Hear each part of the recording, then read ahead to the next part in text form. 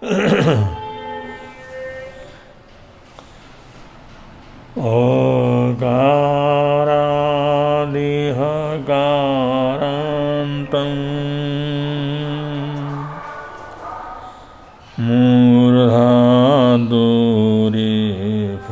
मूर्धादुरेफसंयुतं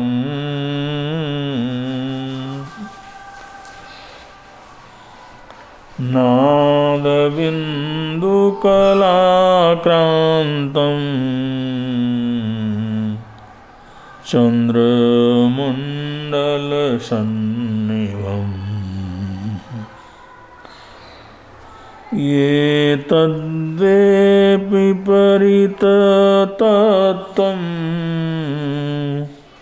यो विजानाति तत्त्वतः संसारबन्धनं छित्त्वा स गच्छेत् परमां गतिम्। पद्मासनसमासीना श्याममूर्तिर्दिगम्बर नेमिनाथ शिवोऽथैवं नामचक्रेश वामन। कलिकाले महाघोरे सर्व पाप प्रणाशक दर्शनात् स्पर्शनात् देव कोटि यज्ञ फल कोटि यज्ञ फल प्रद। ओम त्रैलोक्य प्रतिष्ठितानां चतुर्विंशति तीर्थंकराणां ऋषभादि वर्धमानां तानां सिद्धानां शरणं प्रपद्ये। सिद्धानां शरणं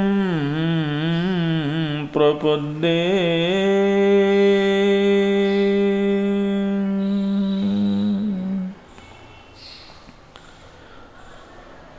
जया जीवमजीवेय दोविये व्याणी तया गई बहुवियं सब जीवान जानई।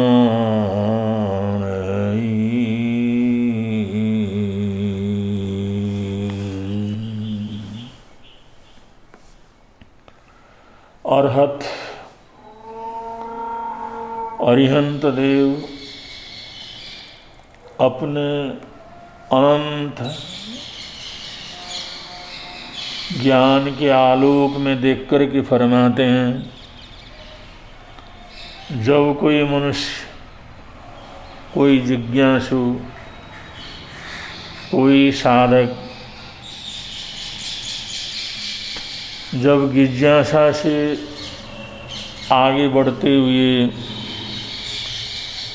जीवम अजीवम, जीव और अजीव को,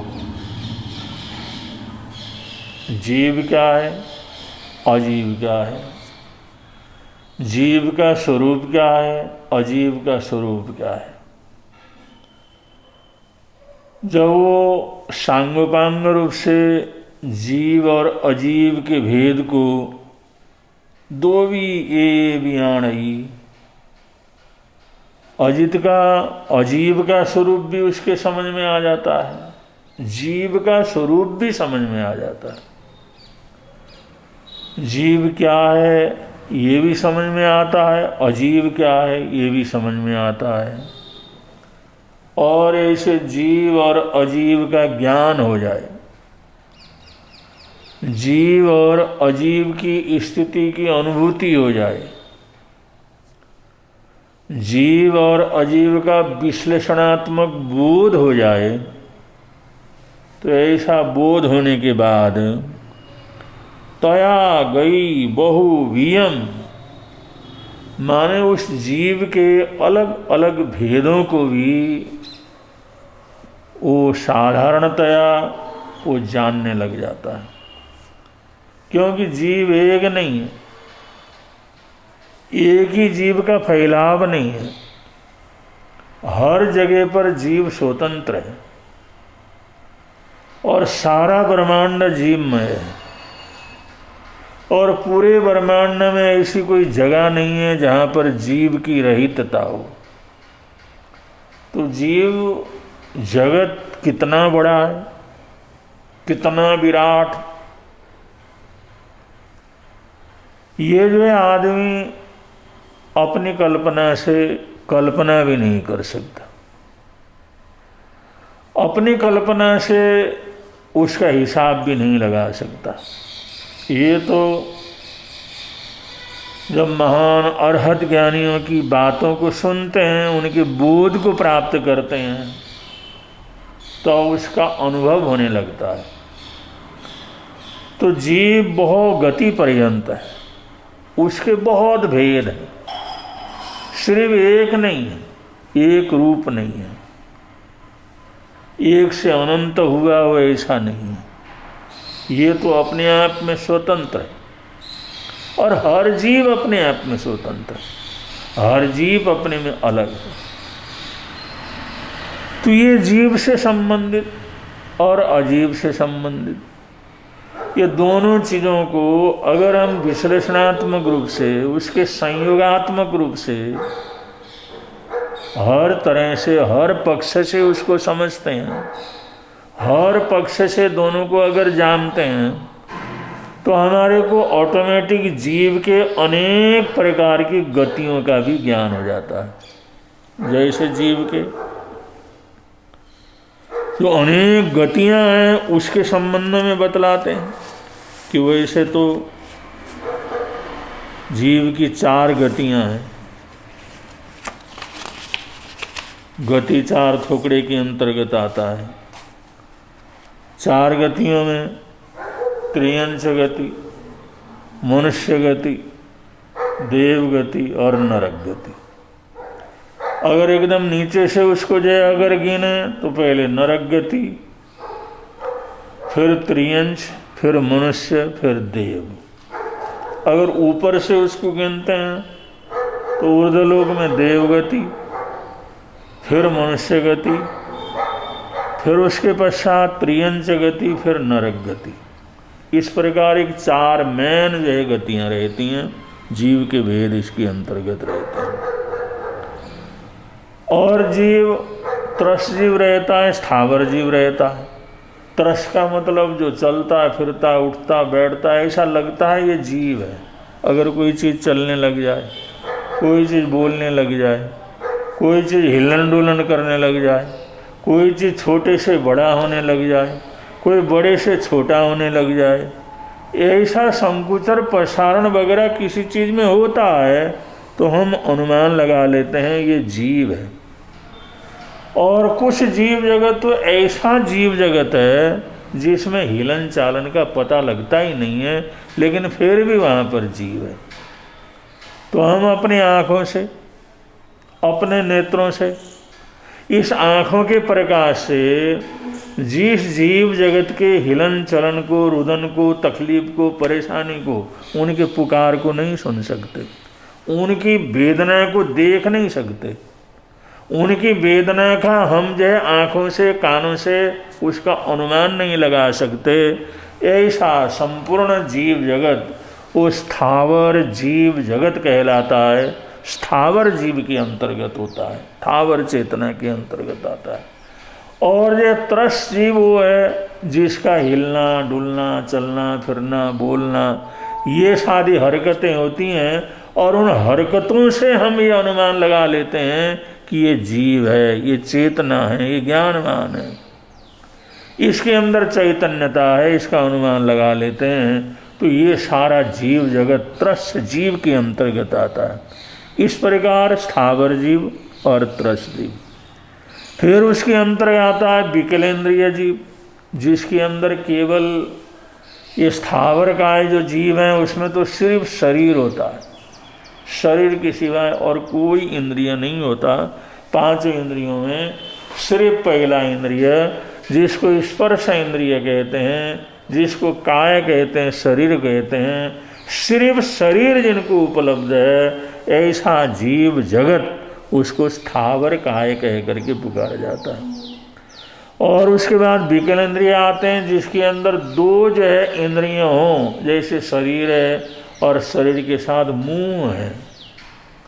और जो कुछ ऐसे जीव हैं जो शरीर है, मुंह है और नाक है, और बहुत से ऐसे जीव होते हैं जिनके पास शरीर है, मुंह है, नाक है और आंखें भी हैं, देखता भी है। और बहुत से जीव ऐसे भी होते हैं जिनको पचेंद्रिय कान भी क्या हुआ हो, प्राप्त हुआ हो। तो जो बेंद्रिय तेंद्रिय चौरेंद्रिय जीव जगत है इसको विकलेंद्रिय कह करके पुकारा जाता है।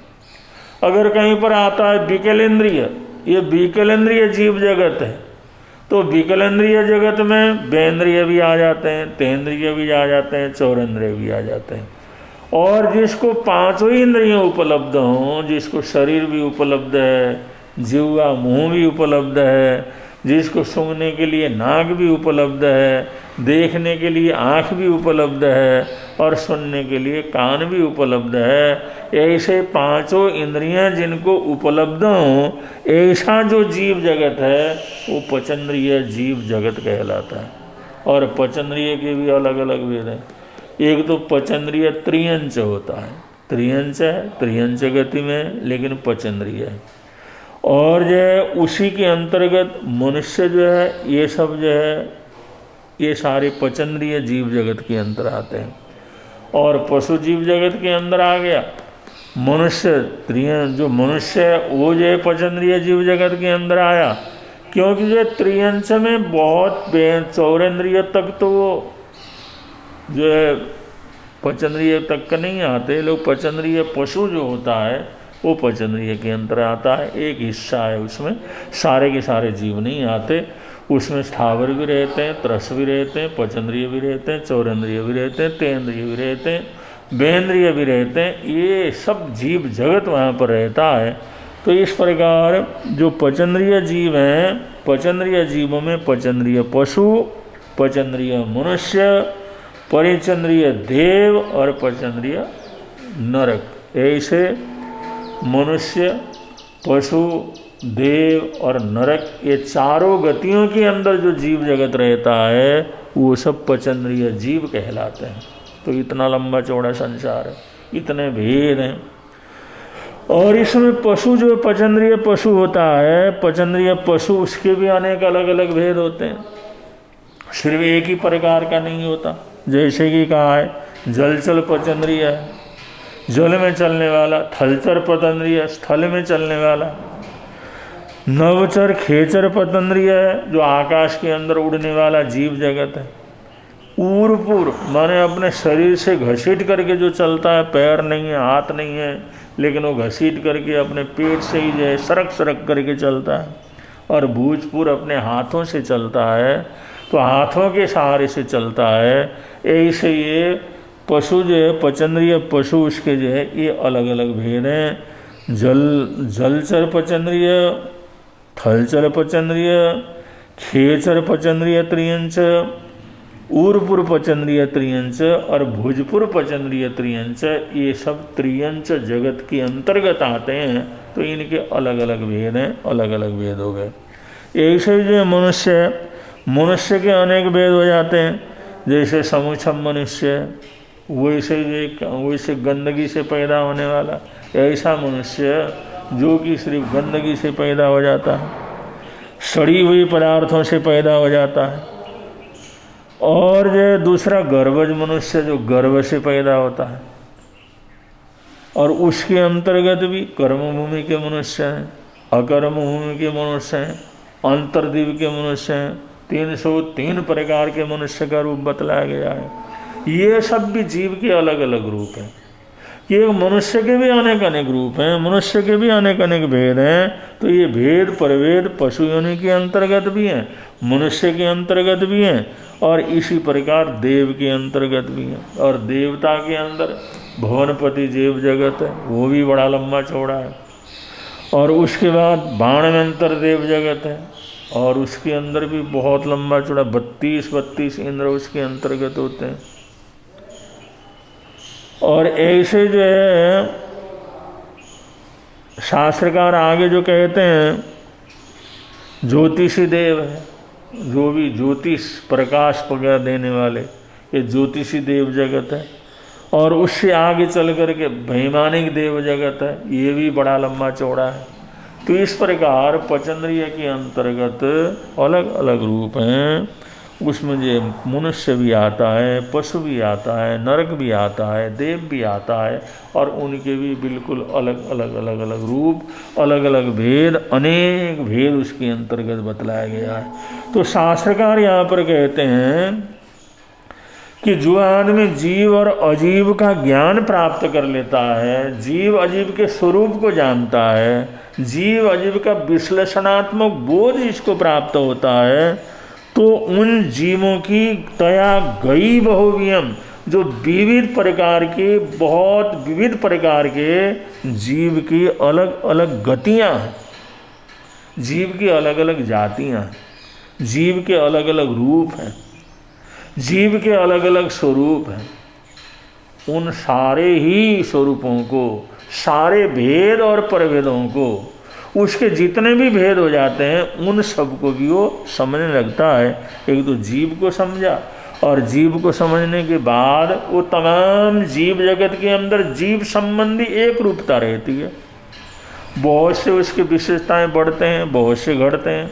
सारे जीव सामान्य नहीं रहते, उसमें किसी में कोई विशेषता रहती है, किसी में कोई विशेषता रहती है, लेकिन कुछ कॉमन विशेषता रहती है। जहाँ भी जीव हो वहाँ पर ये चीज़ तो रहेगा ही रहेगा।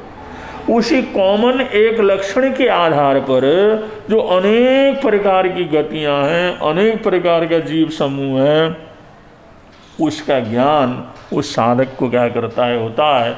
अगर वो जीव का हम वर्णन करते हैं, जीव जगत है, तो जीव जगत होने का मतलब वो समझता है पर्याप्त जीव जगत है, अपर्याप्त जीव जगत है, या स्थावर जीव जगत है, सूक्ष्म जीव जगत है, पशु गति का जीव जगत है, या फिर विकलेंद्रिय जीव जगत है। इसी प्रकार मनुष्य संबंधी जीव जगत है, कर्मभूमि के मनुष्य हैं, अकर्मभूमि के मनुष्य हैं, अंतर्दीपों के मनुष्य हैं।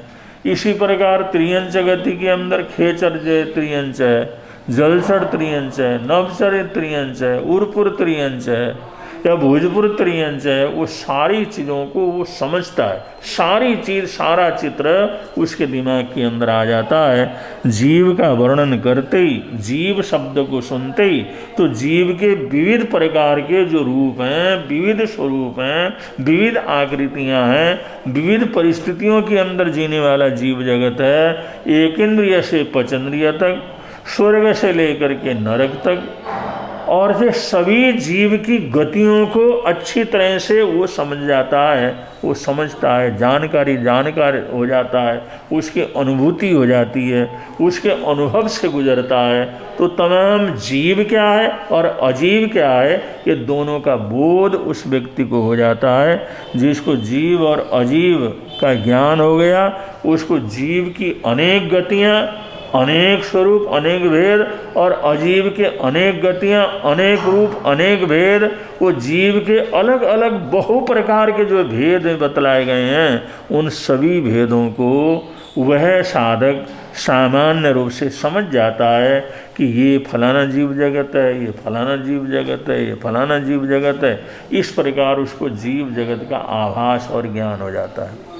तो ये जो ज्ञान का मार्ग है, इसके ऊपर चलने से, इसके ऊपर आगे बढ़ने से इस प्रकार की जिज्ञासा प्रकट करने से, महापुरुषों का सान्निध्य मिलने से, या उस तरह का जो भी ग्रंथ हैं, जो भी शास्त्र हैं, जो भी टीकाएं हैं, जो भी उसके तब्बे वगैरह हैं, हर दर्शन को प्रकट करने के लिए जो अलग अलग विधाओं के अंदर लिखा गया है, उन सबको पढ़ने से, सुनने से भी उसको ज्ञान हो जाता है और पढ़ने से भी उसको ज्ञान हो जाता है। बहुत सी चीज़ सुन करके जान लेता है, बहुत सी चीज़ पढ़ करके जान लेता है, बहुत सी चीज़ अपने जीवन के अंदर अनुभव आने से जानता है। ऐसे जीव के अनेक गतियों को, अनेक भेदों को, अनेक रूपों को वो जान लेता है। एक अजीब शब्द कहे तो अजीब से संबंध में जितना वर्णन है वो भी उसके दिमाग में आ जाता है। जीव शब्द का जब वर्णन आता है तो उसके जीव के अलग अलग भेद क्या क्या हैं, कैसे हैं, कहाँ हैं, किस तरह के हैं, ये सारी चीज़ उसके समझ के अंदर आती है। जब ये समझ में आएगा तो उसको जो है ये भी समझ में आएगा, भाई ये जीव है तो इसको मारना नहीं है, ये जीव है तो इसकी सुरक्षा करनी है, ये जीव है तो हमारी आत्मा की तरह है। जैसे हम अपने लिए सोचते हैं, जो ऐसे ही वो भी अपने लिए सोचता है। जैसे हमारे को दुख प्रिय है, ऐसे उसको भी दुख प्रिय है, चाहे कहीं भी रहता हो, चाहे किसी भी गति के अंदर रहता हो, किसी भी स्थिति के अंदर रहता हो, और वो चाहे त्रियंच का भेद हो, मनुष्य का भेद हो, या देवताओं का भेद हो, नारिक का भेद हो, लेकिन जहाँ पर भी जीव जगत है उसके अलग अलग स्वरूप भेद हैं। वो सारे के सारे एक सा ही सोचते हैं। जैसे हम अपने लिए सुख प्रिय है, ऐसे उन सभी जीवों के लिए भी सुख प्रिय है।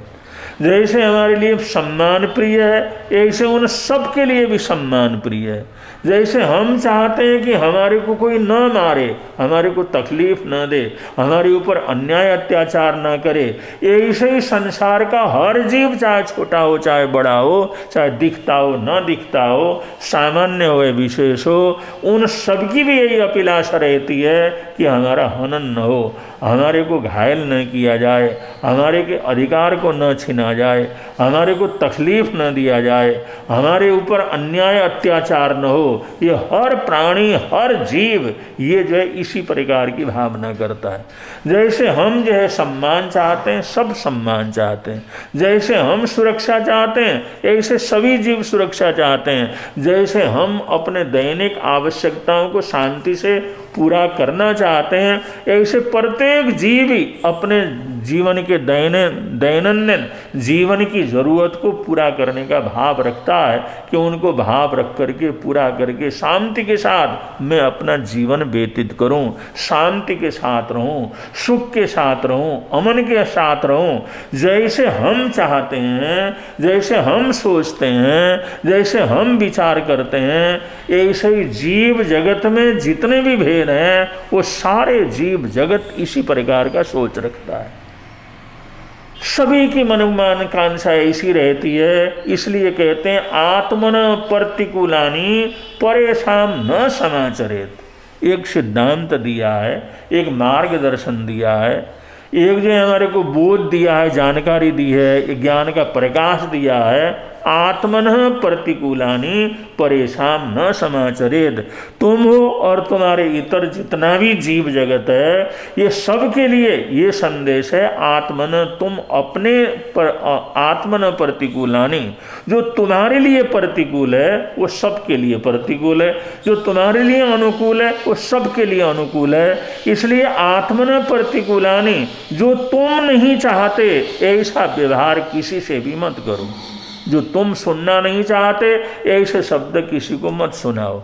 ऐसा जो व्यवहार तुम नहीं चाहते वैसा व्यवहार किसी से भी मत करो। जैसे तुम अन्याय अत्याचार को नहीं चाहते, ऐसे कोई भी प्राणी अन्याय अत्याचार को चाहता नहीं है। जैसे तुम्हारे को सुख प्रिय है, ऐसे प्रत्येक प्राणी को सुख प्रिय है। इसलिए जो भी करो तो उससे अगले को तकलीफ न हो, इस भावना के साथ करो। तो ये वृत्ति, ये सोच का परिवर्तन और ये विराटता और ये प्राणी मात्र के प्रति जो सद्भावना कि आत्मन प्रतिकूलानि न समाचरेद, अपने से अपने लिए जैसा विपरीत होता है, ऐसा ही दूसरे प्राणियों के लिए जो विपरीत कार्य है उसको कभी न करें।